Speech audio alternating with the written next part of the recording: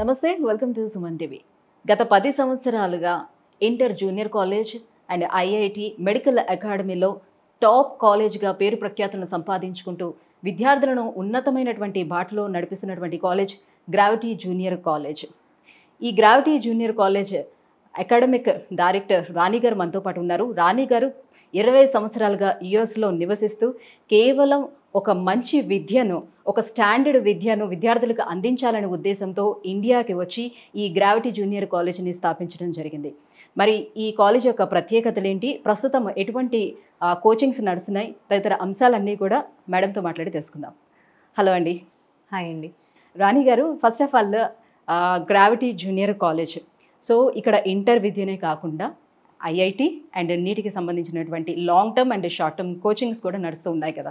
So present inter మనకి exams అయిపోయాయి. So students concentration అంతా కూడా ఇప్పుడు నీట్ మీద, ఐఐటి మీదే జరుగుతుంది. ఇప్పుడు అంటే లాంగ్ టర్మ్ ఎప్పటి నుంచో నడుస్తుంది కాబట్టి ఓకే ఆ పిల్లలకి, కానీ షార్ట్ టర్మ్ కోర్స్ ఏం అవైలబుల్ ఉంది? ఇప్పుడు ప్రజెంట్ షార్ట్ టర్మ్, మంచి క్వశ్చన్ అడిగారు మేడం. ఇప్పుడు current right no program short term program, అది 45 days ప్రోగ్రామ్ ఉంటుంది. ఇప్పటి నుంచి మళ్ళీ నీట్ వరకు, ఎంసెట్ అండ్ నీట్ వరకు. సో ఇంటర్మీడియట్ ఎగ్జామ్స్ అయిపోయాయి. సో అయిపోయిన పిల్లలు రాస్తారు, ప్లస్ మళ్ళీ లాంగ్ టర్మ్లో ఉన్న వాళ్ళకి కూడా ఈ 45 days రివిజన్ కార్యక్రమం లాగా ఉంటుంది. షార్ట్ టర్మ్ ప్రోగ్రామ్ వచ్చేసి ఇంటర్మీడియట్ అయిన పిల్లలకి అయిపోతూనే వాళ్ళు ఒక ఫస్ట్ అటెంప్ట్ చేస్తారు. ఫస్ట్ టైం అటెంప్ట్ చాలామందికి అపోహ ఏముంటుందంటే అది చాలా షార్ట్ పీరియడ్ కదా, మళ్ళీ మెడికల్కి పర్టికులర్గా they have to go for long term అని అనుకుంటారు.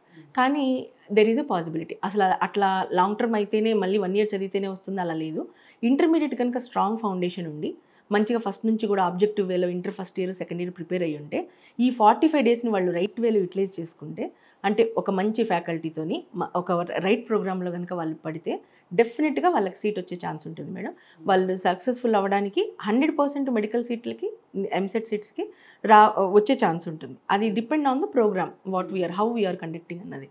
సో అది నేను కొంచెం ఎక్స్ప్లెయిన్ చేస్తాను. గ్రావిటీ ఏంటి అంటే జనరల్లీ ఎంసెట్కి అయితే ఓకే ర్యాంక్ షార్ట్ టర్మ్లో అయినా కూడా ప్రిపేర్ అయ్యి రాయొచ్చు, బట్ వెరాజ్ నీట్కి వచ్చేటప్పుడు మాత్రం అది సాధ్యం కాదు. ఎందుకంటే ఇంటర్తో పాటుగా నీట్ కోచింగ్ కూడా ఇస్తూ ఉంటారు. వాళ్ళకి రాని వాళ్ళు మళ్ళీ లాంగ్ టర్మ్ కూడా తీసుకుంటూ ఉంటారు కదా.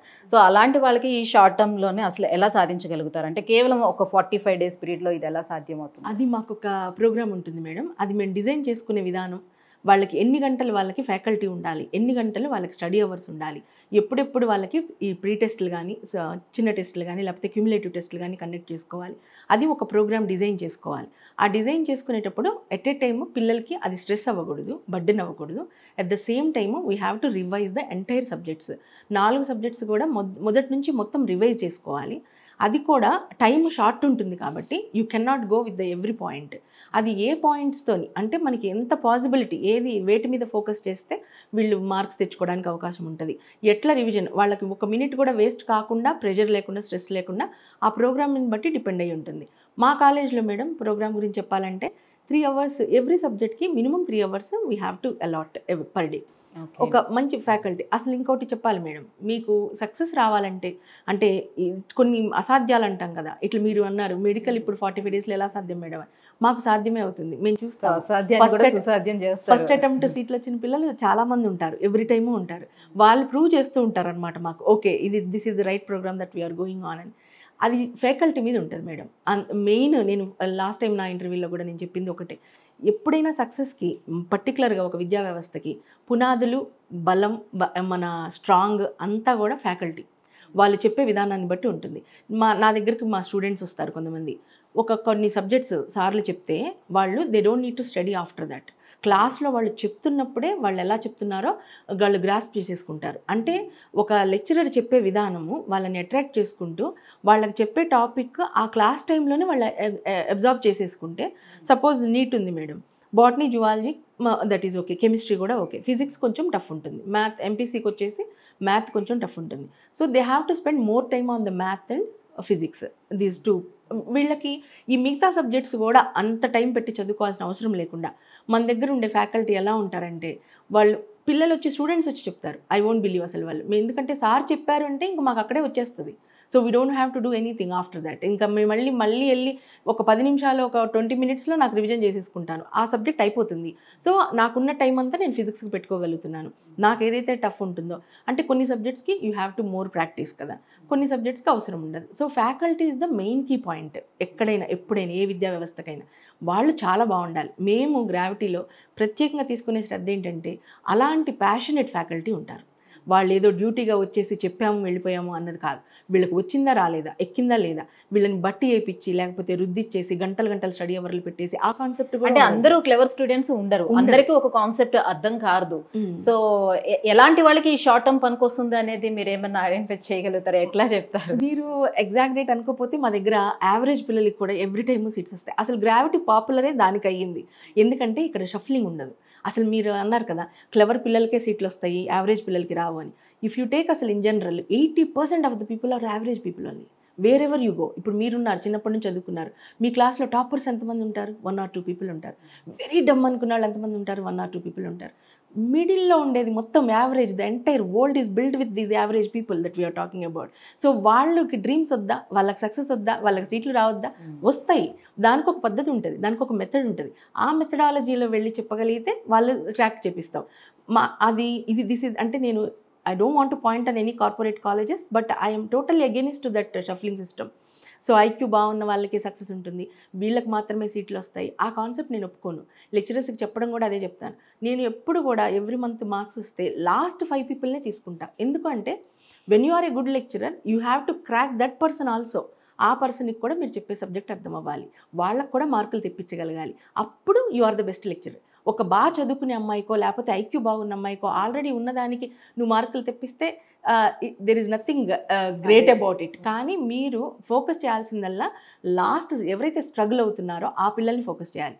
Once you make them successful those kids the whole class will be successful. ఎందుకంటే వాళ్ళు స్ట్రగుల్ అవుతున్న పిల్లలు, వాళ్ళని సక్సెస్ రేట్కి మనం తీసుకురాగలిగితే ఆబ్వియస్గా మిగతా ఉన్న పిల్లలందరూ చాలా అడ్వాంటేజ్ అవుతారు. సో ఆ కాన్సెప్ట్తోని ఫ్యాకల్టీ మీద ఎక్కువ ఫోకస్ పెడతాం మేము.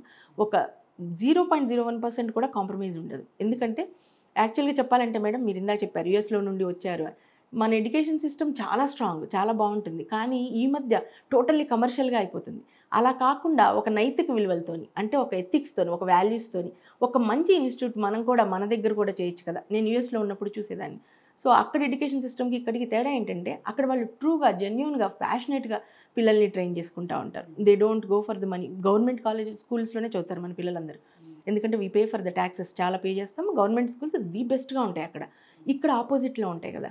సో అది నాకు ఇక్కడికి బ్రింగప్ చేయాలని నా కోరిక. ఇక్కడ ఎందుకంటే టోటల్లీ కమర్షియల్ చేయకుండా పిల్లలకి ఒక మంచి వాల్యూస్తోని విలువలతోని అసలు ఏది ఇంపార్టెంట్. ఒకటి ఫ్యాకల్టీ మేడం, అది ప్రోగ్రామ్కి పెద్ద ఎత్తు. మేము వేసుకున్న డిజైన్ ఏది, ఎన్ని గంటలు ఎన్ని సబ్జెక్ట్స్కి పెట్టాలి, అసలు ఆ 45 daysలో ఉన్న సిలబస్ మొత్తాన్ని మనం ఎలా డివైడ్ చేసుకుంటున్నాం, ఆ డివైడ్ చేసిన దాన్ని పిల్లలకి అర్థమయ్యేటట్టుగా ఇంపార్టెంట్ టాపిక్స్ ఎలా కన్వే చేయగలుగుతున్నాం, వాళ్ళని ఎట్లా స్ట్రెస్ అవుట్ కాకుండా వాళ్ళని ముందు తీసుకెళ్తున్నాం, అదొకటి మెయిన్ థింగ్. అంటే పర్ డేలో ఎన్ని అవర్స్ వాళ్ళని కూర్చోబెడతారు? 8 to 9 hours కంపల్సరీ క్లాసెస్లో ఉంటారు వాళ్ళు morning. We don't force them to got up early. 3ంటికి 4ంటికి లేపేసి కూర్చోబెట్టి స్టడీ అవర్స్ అలా చేయించము. అలాగని లేట్ నైట్స్ కూడా ఉంచము. మాది డేస్ స్ట్రెస్ ఫీల్ అవ్వకుండా టీచింగ్ మెథడాలజీ అనేది ఎలా ఉంటుంది అని. అది hours we go with the study hour. ఎందుకంటే కంటిన్యూస్గా లెక్చరే చెప్తూ పోతూ ఉంటే వాళ్ళకి బ్రెయిన్ ఎగ్జాస్ట్ అయిపోతుంది, వాళ్ళకి అదేమి ఎక్కదు. నువ్వు చెప్పింది ఒక 1 hour తర్వాత పైకి వెళ్ళిపోతూ ఉంటుంది. సో అందుకని మేము స్ప్లిట్ చేస్తాము. అంటే they go on and off. ఎట్లా ఒక సీరియస్గా నువ్వు ఫోకస్డ్గా వినాలి లెక్చరర్ చెప్పేది, వింటావు, you need more concentration on that, and then it will go down. మళ్ళీ బ్రెయిన్ని కూల్ డౌన్ చేయడానికి స్టడీ అవర్ ఫాలోడ్ ఉంటుంది. సో క్లాస్ అయిపోతూనే స్టడీ అవర్ ఉంటుంది. అంటే they will get free of them, వాళ్ళ మైండ్ ఫ్రీ అవుతుంది, వాళ్ళు ఆ సబ్జెక్ట్ని అబ్జార్బ్ చేసుకోగలుగుతారు. ముందు లెక్చరర్ చెప్పిన వెళ్ళిన దాన్ని మళ్ళీ will take them to peak. మళ్ళీ మీరు కాన్సన్ట్రేషన్ మోడ్కి తీసుకెళ్తాం, మళ్ళీ కొంచెం కూల్ డౌన్ చేస్తాం. అట్లా class followed by the study hour మాడ్యూల్లో ఉంటుంది madam. Even though the whole day they will be busy. Every day when I go, ఇంటికి వెళ్ళేటప్పుడు ఈవినింగ్ 6 o'clockకి ఐ వాచ్ దేర్ ఫేసెస్ అనమాట. ఎట్లా ఉన్నారు, తోటకూర కాడల్లాగా వాడిపోయి ఉన్నారా, లేకపోతే ఎగ్జాస్ట్ అయిపోయి ఉన్నారా, అట్లా చూస్తాను. లేదు, వాళ్ళు చాలా యాక్టివ్గా ఉంటారు. గుడ్ ఈవినింగ్ మేడం అని చెప్పేసి the energy that I see so we're going in the good track. అది దట్ గివ్స్ యూ హింట్ అనమాట. నువ్వు ఎగ్జాస్ట్ అయిపోయే ప్రోగ్రామ్ పెడితే పిల్లల్లో ఉండదు మేడం, అది ఉపయోగం ఉండదు. అలా కాకుండా ఆ ఎనర్జీ సస్టైన్ చేసుకుంటూ ప్రోగ్రామ్ ఎట్లా డిజైన్ చేసుకోవాలన్నది ఒకటి ఇంపార్టెంట్ థింగ్. ఇంకొకటి వచ్చేసి పిల్లల్ని మోటివేట్ చేయడం. ఒకటి, మనం ఎంతసేపు వెనకబడి చదవండి అని చెప్పడం కాదు, వాళ్ళకి నేను చదువుకోవాలి, నేను తెచ్చుకోవాలి అన్న ఒక ఇగ్నిషన్ స్టార్ట్ అవ్వాలి. అది స్టార్ట్ అయితే ఆ పిల్లల్ని ఎవ్వరు ఆపలేరు. అది ఎట్లా వస్తుంది? It's a psychological thing, right? So we always go down some times, మనకి వస్తుందో రాదో అని డౌట్ పెట్టుకుంటాం కదా. అది మేము మా ఫ్యాకల్టీకి చెప్తాము, అట్లా మోటివేట్ చేయాలి, ఇన్స్పైర్ చేయాలని. యాజ్ ఎ మేనేజ్మెంట్గా మేము కానీ, మా సిస్టర్ కానీ, మేము ఎంతసేపటికి ఆ పిల్లల గురించి ఆలోచిస్తాం, లేచిన దగ్గర నుంచి పడుకుపోయే వరకు. Even though it's a college and we're doing business, but మా ఫోకస్ అంతా ఎట్లుంటుందంటే వాళ్ళకి మన కాలేజ్ ఎలా ఉపయోగపడుతుంది, వాళ్ళకి ఎట్లా ర్యాంకులు తీసుకురాగలుగుతాము, వాళ్ళ లైఫ్కి ఇది ఒక స్టెప్ అప్ ఎలా అవుతుంది, గ్రావిటీ, దానికి మనం ఏం చేయాలి, వాళ్ళ గురించి అది ఎక్కువ ఫోకస్ పెట్టుకుంటాం మేడం. నేను కొన్ని నమ్ముతానమాట. అంటే లా ఆఫ్ నేచర్ ఒకటి ఉంటుంది. అంటే మనం ఇఫ్ యు ఆర్ సీరియస్లీ, అంటే నీకు బాటమ్ ఆఫ్ ద హార్ట్ నుంచి ఒక పాజిటివ్గా ఏదైతే కోరుకొని నువ్వు చేయాలనుకుంటావో అది రీచ్ అవుతుంది. If you come for the college everyday, okay నాకు ఇవాళ ఎంత వచ్చింది, ఎంతమంది వచ్చారు, అడ్మిషన్స్ ఎంత వచ్చింది, ఆ వేలో నువ్వు వాకిన్ అయితే I don't think you gonna successful or not. కానీ మన కాలేజ్ ఎందుకు పెట్టాము, ఇది ఎలా ఉపయోగపడాలి పిల్లలకని జెన్యున్గా దాని మీదే ఫోకస్ పెట్టుకొని మిగతా అన్ని secondary things, but the first priority is the students. వాళ్ళకి మనం ఏం చేయగలుగుతున్నాము, ఎలా చేయగలుగుతున్నాము, ఇంకా ఎంత బాగా చేయాలి అన్న తాపత్రయంతో, తపంతో మనం కనుక ఏదైనా చేస్తే it's a right intention. So ఆ ఇంటెన్షన్ అప్పుడు మీకు ఫెయిల్యూర్ అంటూ ఉండదు, అది మేము సక్సెస్ అవుతామని నేను బిలీవ్ చేస్తాను. అది నా కాలేజ్ వ్యవహారం. స్టూడెంట్స్కి వెళ్ళి నేను చెప్పేది కూడా చదువులో చెప్తాను. అది మీరు కూడా ఒక రైట్ ఇంటెన్షన్ పెట్టుకోండి అమ్మా. డాక్టర్ అవ్వాలనుకుంటున్నారు, ఎందుకు అవ్వాలనుకుంటున్నారు? డబ్బులు సంపాదించడానికా, మనీ మింటింగ్కా కాదు. You have to serve people, you have to save lives. అలాంటి ఒక మంచి ఇంటెన్షన్, సంకల్పాన్ని, ఆలోచనకి చాలా శక్తి ఉంటుంది. So use that thing.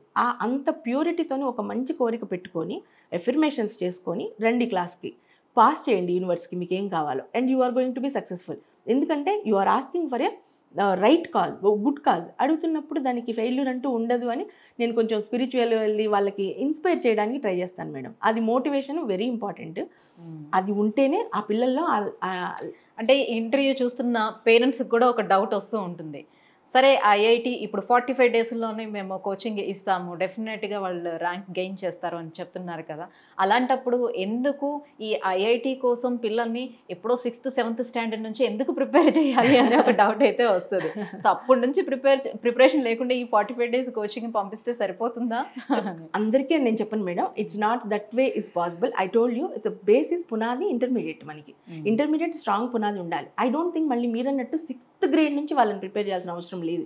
నేను యూఎస్లో చూశాను, ఇంతకన్నా టాప్ యూనివర్సిటీలో సీట్లు రావాలన్నా, శాట్ స్కోర్లు హైయెస్ట్లు రావాలన్నా అక్కడ పిల్లలు ఇన్నేళ్ల బట్టి చదువుకోరు. ఎందుకంటే వాళ్ళు కాన్సెప్ట్ బేస్డ్ వెళ్తారు. మన పిల్లల్ని చిన్నప్పటి నుంచి బట్టి వేసే విధానంలో పెంచుతూ ఉంటాం. అది తప్పు. అలా కాకుండా వాళ్ళ సబ్జెక్ట్లో పట్టు ఉండాలి, గ్రిప్ ఉండాలి, కాన్సెప్ట్ క్లియర్గా ఉండాలి. అట్లాంటప్పుడు వాళ్ళకి అంత టైం తీసుకోదు. అలాగా మీరు చెప్పినట్టు ఇప్పుడు 10th స్టాండర్డ్ వరకు ఈ కాన్సెప్ట్ బేస్డ్ స్కూల్లోనే చదివించినప్పటికీ కూడా మళ్ళీ ఇంటర్కి వచ్చేటప్పటికి వెంటనే కొన్ని కాలేజెస్ మాత్రమే గుర్తొస్తుంటుంది. ఐఐటి నీట్ కావాలి అని అంటే కొన్ని కాలేజెస్ గుర్తొస్తూ ఉంటాయి పేరెంట్స్కి. సో అవి అయితేనే రీచ్ అవ్వగలుగుతామేమోనని. సో వాటికి ఈ కాలేజ్కి ఉన్నటువంటి ఆ డిఫరెన్సెస్ చెప్పండి. ఎందుకంటే మేడం అఫ్ కోర్స్ అక్కడ సీట్లు వస్తున్నాయి, ర్యాంకులు వస్తున్నాయి అని చెప్పి అయ్యో మన పిల్లల్ని కూడా అక్కడ పెడితే మన పిల్లలకు కూడా ర్యాంకులు వస్తాయి కదా, అది పేరెంట్ ఆలోచించేది జనరల్గా. కానీ యాక్చువల్గా అక్కడికి వెళ్ళిన తర్వాత అంత పూల్లో మీ స్టూడెంట్ అంటే మీ బాబో పాపో ఎక్కడ పడుతుంది, ఆ షఫ్లింగ్లో ఏమవుతుంది, వాళ్ళు ఓన్లీ కేర్ తీసుకునేది క్లవర్ పిల్లలకైనా, అందరికీ తీసుకుంటున్నారా, మనమ్మ ఏ సెక్షన్లో ఉంటుంది, పోనీ వెళ్ళింది జాయిన్ చేశారు, పేరెంట్స్ చూడాల్సింది ఒక 1 వీక్ తర్వాత ఫీడ్బ్యాక్ తీసుకోవాలి. అమ్మ మీకు 4 లెక్చరర్స్ వస్తున్నారు 4 సబ్జెక్టులకి, బాగా అర్థమవుతుందా, అంత క్లారిటీ ఉందా, క్లియర్గా ఉందా, నీకు వస్తుంది సీట్ అని నీకు నీ మీద నమ్మకం వస్తుందా అని చెప్పి పేరెంట్ మాట్లాడాలి. ఆ పిల్లలు లేదు నాన్న నాకు ఇక్కడ ప్రాబ్లం ఉంది అని చెప్పినప్పుడు వాళ్ళు ఆలోచించాలి, మనం ఇంకెక్కడ పెట్టాలి, ఏం చేయాలి. వాళ్ళు చూడాల్సింది ఈ పేర్లు ర్యాంకులు ఇవి కాదు మేడం. ఒకసారి మీ పాపనో బాబునో పెట్టిన తర్వాత వాళ్ళ opinion is very very important. మాకును మా ఫ్యాకల్టీకి ఎప్పుడూ డిబేట్ జరుగుతూ ఉంటుంది. నేను స్టూడెంట్స్ ఒపీనియన్ అనేది గ్యాదర్ చేస్తాను. ఎందుకంటే they are the end users, they are the listeners, they are the audience. వాళ్ళ నుంచి మీరు మెప్పు పొందితేనే, వాళ్ళు మీ లెక్చరర్ బాగుందంటేనే మీరు బాగున్నట్టు, అంతే. వాళ్ళు జడ్జ్ చేస్తారా అంటే అఫ్కోర్స్ చేస్తారు. వాళ్ళు చదువుకోకపోవచ్చు, మార్కులు రాకపోవచ్చు, కానీ ఎవరు ఎలా చెప్తున్నారు, ఎక్కడ బాగుంది ఎక్కడ బాగాలేదో they can judge, they very rightly, చాలా బాగా చెప్తారు. సో పిల్లల్ని అడగండి, పేరెంట్స్కి నేను చెప్పేది అంతే. మాలాంటి కాలేజెస్ ఉండొచ్చు వేరేవి కూడా, కానీ ఇలా ర్యాంకులు వచ్చాయి, ఇదిగో ఇక్కడ పెట్టేస్తే మన అమ్మాయికి సీట్ వచ్చేస్తుంది, అలాగా వెళ్ళొద్దు. అలాంటి రోజులు పోయాయి ఇప్పుడు. ఎందుకంటే అక్కడ వెళ్ళిన తర్వాత చాలా బ్రాంచులు ఉంటాయి. మన పాప పెట్టిన క్లాస్లో వచ్చే ఫ్యాకల్టీ ఎవరో మనకు తెలియదు, అక్కడ ఎలా ఉందో మనకు తెలియదు. సో ఎవరినైనా పేరెంట్స్ నేను ఒక రిక్వెస్ట్ ఏంటంటే, you should take care of the kids, how they are feeling about the academy. Faculty గురించి వాళ్ళు ఎలా ఫీల్ అవుతున్నారు, వాళ్ళకి అర్థమవుతుందా, క్లారిటీ లేకుండా ఉన్నారా, లేకపోతే కన్ఫ్యూజన్లో ఉన్నారా, వాళ్ళ వర్డ్ చాలా ఇంపార్టెంట్ తీసుకోండి. పాపం పేరెంట్స్ ఏం చేస్తారు, కొంచెం ఫీజులు కట్టి జాయిన్ చేస్తారు మేడం, మళ్ళీ బయటికి తీస్తే వాళ్ళు రిఫండ్ ఇవ్వరు. సరే ఎందుకు, ఇంక అక్కడే ఉండి చదువుకోమ్మా, కొంచెం బాగాలేదు, ఒక సబ్జెక్ట్ బాగాలేదన్నా పర్లేదు అడ్జస్ట్ అవ్వు అని అంటారు. కానీ ఒక్క సబ్జెక్ట్ బాగాలేకపోయినా they cannot make the seat కదా, ఒక దాంట్లో మార్కులు తగ్గినా వాళ్ళకి సీట్ పోతుంది. అలా కాకుండా కొంచెం వాళ్ళు ఎందుకు బాగాలేదంటున్నారో చూసుకొని మేనేజ్మెంట్తో మాట్లాడుకోవడమో, లేకపోతే అలా బాగున్న చోటికి తీసుకురావడమో చేయాలి. మేము చేసేది మేడం, అన్ని సబ్జెక్ట్స్లో పిల్లలకి ఒక్క కంప్లైంట్ కూడా రాకూడదు. అది నేను ఎవ్రీడే, అది మా ఎయిమ్, అది మా గోల్ కూడా. పిల్లలు నేను వెళ్ళి ఎలా ఉందమ్మా అంటే చాలా బాగుంది, మేము చాలా ఎంజాయ్ చేస్తున్నాం, సార్ బాగా చెప్తున్నారు, డౌట్స్ క్లారిఫై చేస్తున్నారని వాళ్ళు హ్యాపీగా చెప్పాలి. నాకు ఒక్కళ్ళు కూడా డిస్సాటిస్ఫాక్షన్తో నాకు ఇది అర్థం అవ్వట్లేదు, నేను అడిగితే క్వశ్చన్ నాకు చెప్పట్లేదు, సార్ విసుక్కుంటున్నారు, కోపం తెచ్చు, ఇలాంటి కంప్లైంట్స్ నాకు రాకూడదు. అకాడమిక్స్ స్ట్రాంగ్గా చూసుకోవాలి. రెండోది, వాళ్ళని ఆల్ ది టైమ్ టోస్ మీద పెట్టాలి. ఆ మోటివేషన్, ఇన్స్పిరేషన్ వాళ్ళు లూజ్ కాకుండా చూసుకోవాలి. ఈ రెండు టేక్ కేర్ చేసుకుంటే మేడం, స్కోర్ తెప్పించడం కానీ, మార్కులు తెప్పించడం కానీ, యావరేజ్ పిల్లల్ని సక్సెస్ రేట్లోకి తీసుకెళ్లడం కానీ అసాధ్యమేమీ కాదు. మా కాలేజీ చాలా ఏళ్ళ బట్టి ప్రూవ్ చేస్తుంది. We're still doing the same thing. అది మేము ఎవ్రీ ఇయర్ మేము చెక్ చేసుకుంటున్న విధానం అనమాట. Okay, we're on the right track, దీనివల్ల చాలామంది యూజ్ అవుతుంది, బెనిఫిట్ అవుతుంది, విల్ కంటిన్యూ దిస్ వే అని చెప్పి ప్రోగ్రామ్ని కంటిన్యూ చేస్తాం. Right, thank you so much ma'am. So మీరు చెప్పినటువంటి ఈ ప్రోగ్రామ్ తీసుకెళ్లేటువంటి విధానం చాలా చాలా బాగుంది. అఫ్ కోర్స్ స్టూడెంట్స్కి చాలా యూస్ఫుల్ కూడా అవుతుంది. Thank you so much. Thank you very much.